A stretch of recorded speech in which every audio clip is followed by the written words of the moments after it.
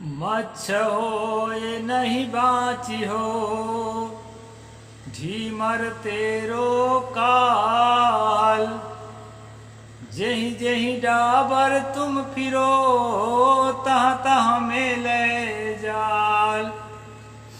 नमस्कार दोस्तों, मैं अविनाश दास रेशनल कबीर यूट्यूब चैनल में आप सबका हार्दिक स्वागत करता हूं। साथियों, यदि आप इस यूट्यूब चैनल को सब्सक्राइब नहीं किए हैं तो सब्सक्राइब ज़रूर करें, शेयर करके अपने सभी साथियों तक सभी ग्रुपों में पहुंचा दें। इस चैनल का उद्देश्य किसी भी जाति, धर्म, संप्रदाय या व्यक्ति विशेष को आहत पहुंचाना नहीं है दोस्तों।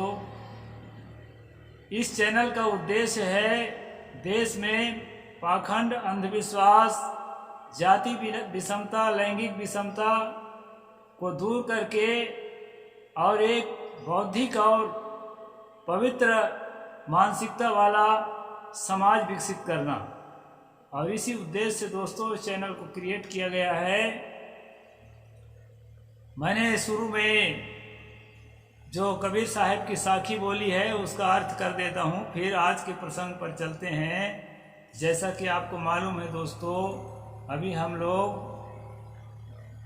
ये कबीर और रामानंद ये पुस्तक दोस्तों पढ़ते हैं, इसका अनुशीलन करते हैं। तो इस पर बाद में जाएंगे, पहले मैं उसके अर्थ थोड़ा सा बता दूं क्योंकि सब कोई नहीं समझ पाते हैं। सदगुरु कबीर साहिब ने कहा, मच्छ होए नहीं बाची हो, ढीमर तेरो काल। जही जही डाबर तुम फिरो, तहाँ तहाँ मेले जाल। साथियों, छिपने से बचोगे नहीं। कबीर साहिब ने कहा, छिपने से बचोगे नहीं। मछली बनकर जो पानी में छिप जाना चाहते हो ना, तो भी नहीं बचोगे, क्योंकि पानी में छिपोगे तो पानी में भी तुमको पानी में से खोज निकाल के लिए जो मछुआरा है, ये तेरा काल है, तेरी मृत्यु है। और ये जो है जिस जिस डाबर में अपना छिपने की जगह बनाओगे वहीं वहीं जा कर के जाल फेंकेगा। और डाबर क्या है दोस्तों, मैं बता दूंगा आपको। डाबर कहते हैं जैसे कोई नदियां हैं, खासकर छोटे साइज की नदियां, वो बीच बीच में उथली होती हैं और बीच बीच में खूब गहरी होती है। तो जो गहरी वाली जगह है उस हिस्सा को डबरा या डाबर बोलते हैं। गड्ढा वाला हिस्सा, गहरा वाला हिस्सा, उसी को कहा सतगुरु। अगर बीच बीच में गहराई होती है, वहां जाके छिपना चाहोगे मछली बन के ना, ये मछुआरा जो है वहां से निषाद लोग, केवट लोग, तारक लोग और क्या कहते हैं ढीमर लोग वहीं वहीं पर जाल फेंकेंगे और तुमको जो है मार डालेंगे, बचाएंगे नहीं। इसका तात्पर्य क्या है? इसका तात्पर्य है दोस्तों, हम लोग दुराव छिपाव ना करें, स्पष्टता को स्पष्टता से प्रस्तुत करें। जो जैसा है उसको वैसा प्रस्तुत करें। अगर उसमें गलत है, हमारे द्वारा गलती हुई है तो उसके लिए माफ़ी मांगें। अगर हमारे पूर्वजों से गलती हुई है उसको स्वीकार करें। वो तो माफ़ी मांगने नहीं आएगा ना जो मर चुका है। अभी आप देखते हैं तुलसी दुबे की चौपाइयों के लिए करके कितना पर्दा डालते हैं। इसका ये अर्थ होता है, इसका वो अर्थ होता है, ऐसा होता है, वैसा होता है। अरे पर्दा मत डालो रे भाई। सतगुरु कहते हैं, मच्छ होए नहीं बाछियो, ढीमर तेरो काल। अब ये मूल निवासी लोग ना पढ़ लिख गए हैं, कलेक्टर, कमिश्नर, इंजीनियर बन गए हैं, प्रोफेसर बन गए हैं, और ये जो है खोज निकालेंगे कहाँ कहाँ बदमाशी है। दोस्तों, स्वामी रामानंद को उदार संत और मानवतावादी संत साबित करने के लिए उनके फॉलोअर्स ने इतना मेहनत किया है, इतना मेहनत किया है। उनको ये नहीं मालूम था कि पीछे से ढीमर लोग, केवट लोग आ रहे हैं, निषाद लोग, मछुआरा लोग। और जाल फेंक फेंक के हमारी सारी गलतियों को, सारी बदमाशियों को निकाल लेंगे। यही इनको नहीं मालूम था। तो इसका जो लेखक है दोस्तों, ऐसा मछुआरा है कि वो सब निकाल लिया है। अब अभी मैं भी एक ऐसा मछुआरा हूँ कि निकाल आपको बता रहा हूँ। सबसे पहले मैं इन लेखकों का नाम गिन दूँ जो इस तरह से बात कहते हैं। इसमें किताब में आया है, क्या स्वामी रामानंद वर्ण श्रम व्यवस्था के विरोधी थे? ये है चैप्टर। इसमें कहा है, चोटी के विद्वान कहे जाने वाले कभी कभी ऐसी बातें लिख जाते हैं जो ना तो इतिहास सम्मत होती है ना तो विवेक सम्मत। कभी कभी तो ऐसा भी देखा जाता है कि किसी एक विद्वान ने लिख दिया तो पीछे वाले उस पर विचार तक नहीं कर पाते और लकीर पकड़कर चल पड़ते हैं। होना तो चाहिए कि कितने ही विद्वान क्यों ना लिखा हो, हमें उसकी जांच पड़ताल स्वयं भी करना चाहिए। प्रस्तुत संदर्भ में लेखक इन्हीं विचार बिंदुओं पर केंद्रित है। स्वामी रामानंद के संबंध में विद्वानों द्वारा प्रायः किंवदंतियों का सहारा लिया गया जान पड़ता है। सामाजिक परिवेशों, ऐतिहासिक साक्ष्यों को नज़रअंदाज कर दिया गया है। इसमें सामान्य लोग नहीं अपितु हिंदू साहित्य के विद्वान जैसे doctor R.G. Bhandarkar, Acharya Ramchandra Shukla, doctor Pitambar Dutt Barthwal, Shri Ramdhari Singh Dinkar, doctor Munshiram Sharma, doctor Shyam Sundar Das, doctor Mohanlal Tiwari, Shri Arjun Prasad Shukla, doctor B.D. Mahajan, doctor Badri Narayan Srivastava, doctor Krishnalal, doctor Maruti Nandan Tiwari, doctor Prem Narayan Singh, doctor Ramchandra Singh, Sant Shri Abhilash साहेब जी, संत श्री गंगा शरण शास्त्री एवं स्वामी भगवताचार्य आदि हैं। इतने लोग जो हैं इस बदमाशी को छिपाने का कोशिश किए हैं दोस्तों।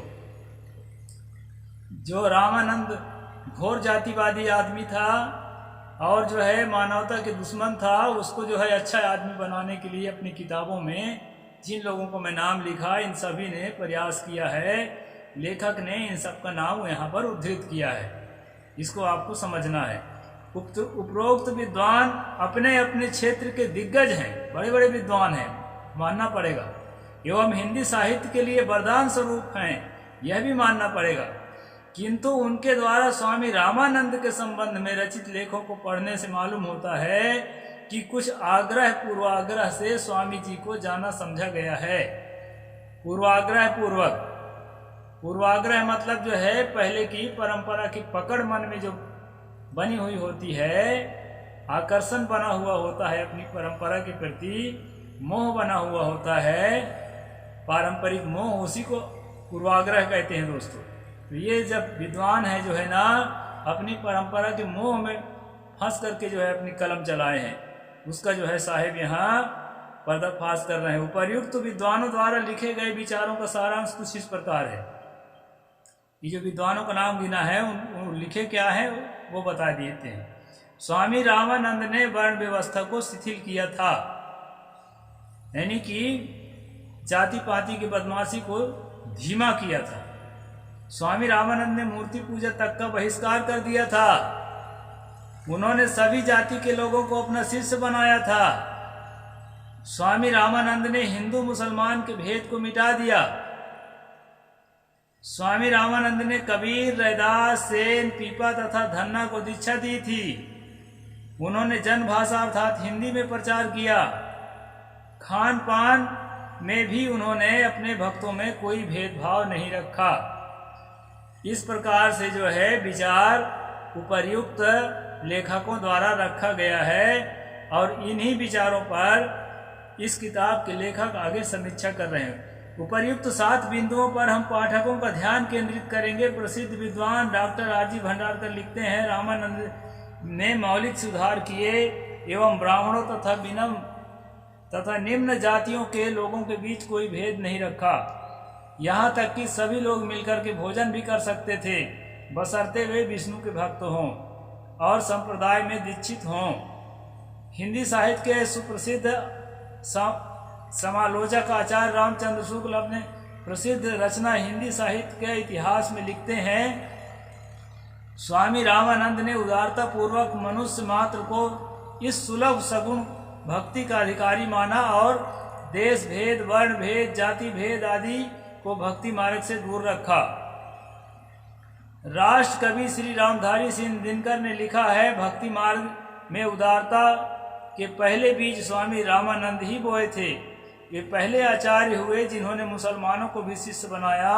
रामानंद ने के शिष्य कबीर और रैदास थे। मुंशी राम शर्मा, डॉक्टर मुंशी राम शर्मा ने लिखा कि रामानंद भक्ति क्षेत्र में वर्णाश्रम व्यवस्था को हटाकर प्रभु भक्ति का क्षेत्र सबके लिए उन्मुक्त कर दिया। स्वामी रामानंद ने इस संबंध में ब्राह्मण और शूद्र के भेद ही को नहीं, हिंदू और मुसलमान के भेद को भी मिटा दिया। स्वामी रामानंद ने हिंदू समस्त वर्णों तथा विजातियों को भी भक्ति के क्षेत्र में एक साथ बैठाकर इस ऊंच नीच की भावना पर प्रबल कुठाराघात किया। डॉक्टर मोहनलाल तिवारी लिखते हैं, जब सब जाति व्यवस्था को शिथिल करने के अपने लिए अभिमान पर थे, वे रामानंद आगे बढ़ गए।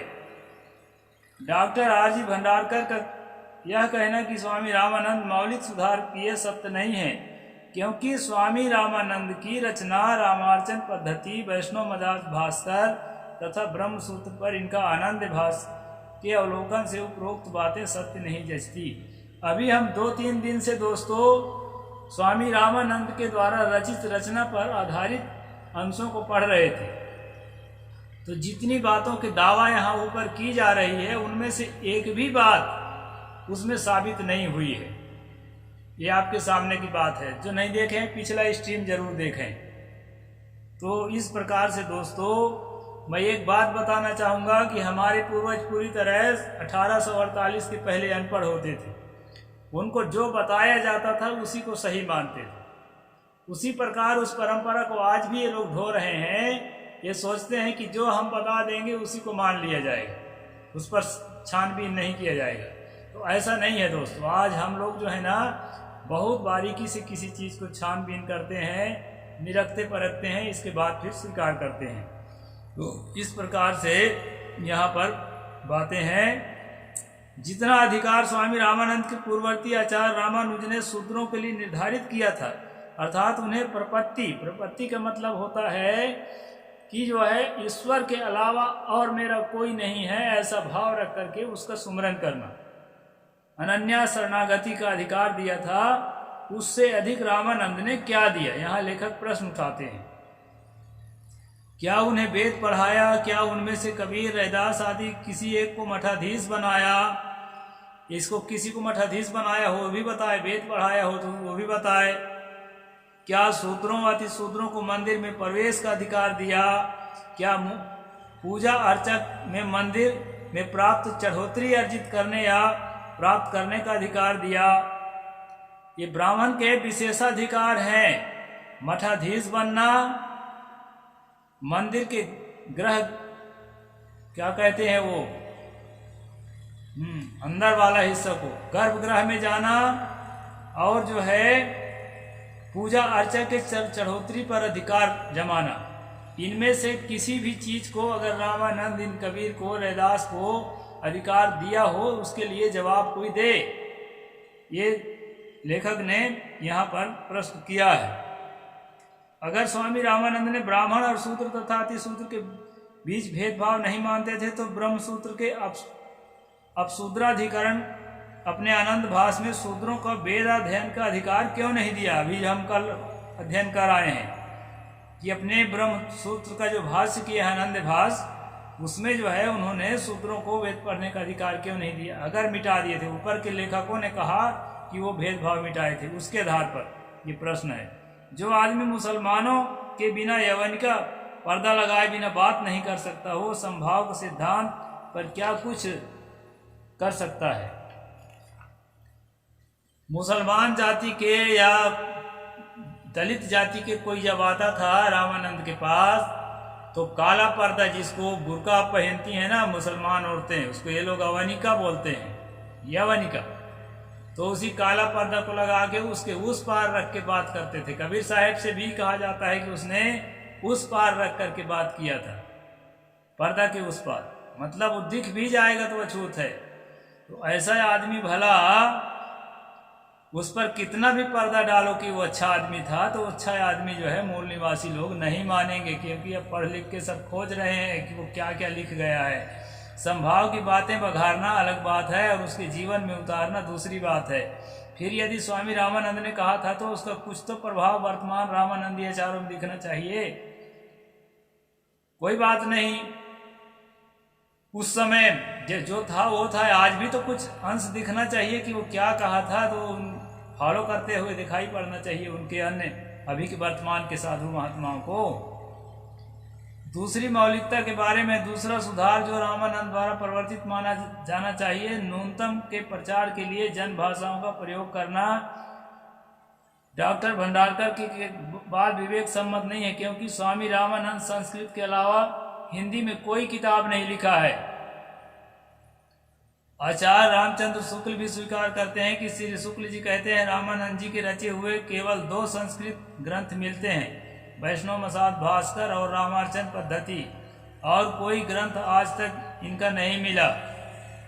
ये खुद स्वीकार करते हैं उन्हीं के आधे साथी लोग। स्वामी रामानंद के तथाकथित हिंदी तथा ग्रंथ डॉक्टर पीतम्बर दत्त बर्थवाल द्वारा संपादित किया गया है, जिसे देखने पर यह साफ हो जाता है कि स्वामी रामानंद के अन्य ग्रंथों की तुलना में हिंदी रचनाएं स्वतः अलग थलग पड़ जाती है।